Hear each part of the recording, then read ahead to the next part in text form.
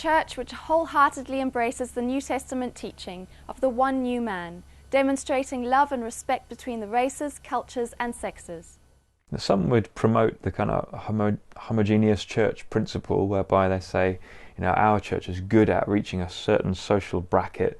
We're very good at middle-class white people, or we're very good at reaching teenagers or what have you.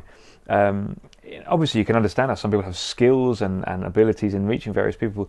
Do you think that that's a legitimate approach to church, or do you think it's important that there be diversity in each local church? I would feel that there's danger in putting diversity at the back.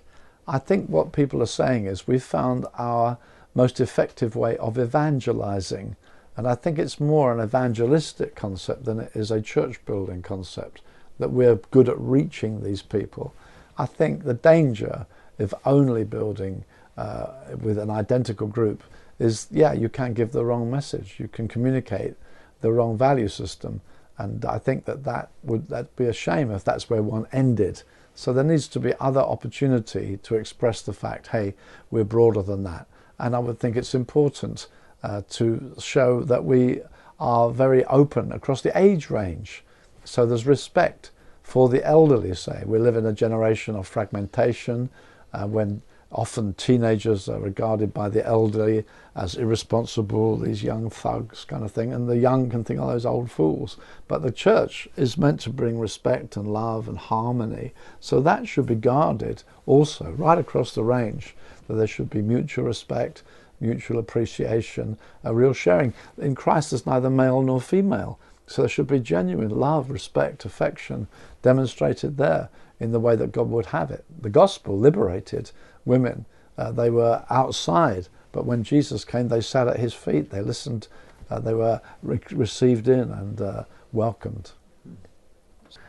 I suppose that if we are all the same culturally, there's nothing profound about our unity. If someone comes into a church and we're all exactly the same, and you ask someone, well, how are these people bound together? And they could say, well, they're all the same. They're all same social bracket, same income. But if we're different, it points that there must be something from the outside uniting us. Yeah, I think that's interesting that it says in Antioch that there they were first called Christians.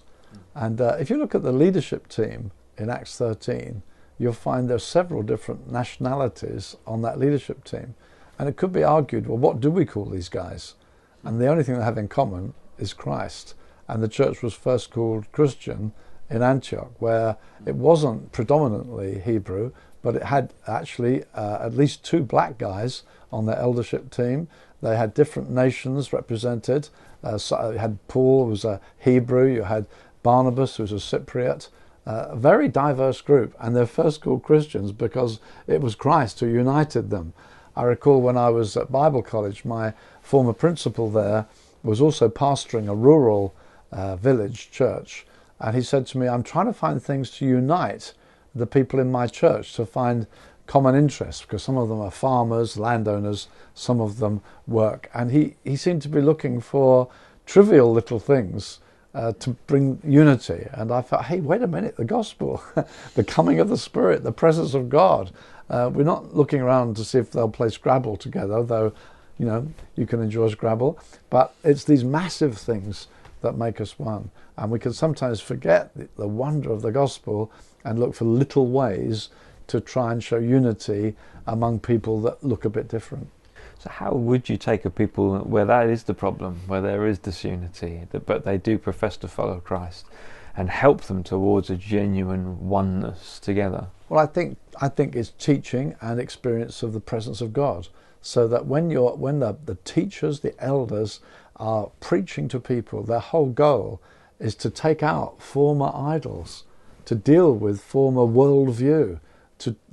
Jeremiah's told, you've been chosen to tear down, to uproot, to plant and build. And preaching has to do with that. You used to think against such people. You challenge that through preaching. You help people rethink. To repent means to change your mind. And so people need their minds changed and some of their dearly beloved attitudes dealt with through the preaching of the word to help them. And then the common experience of the Spirit. When the Spirit is present in a remarkable way, division is really forgotten. So we see in Cornelius' house, they're full of the Spirit, we're full of the Spirit. And so it's important that churches are Spirit-filled. It's one of the ways our unity is on display and finds motivation.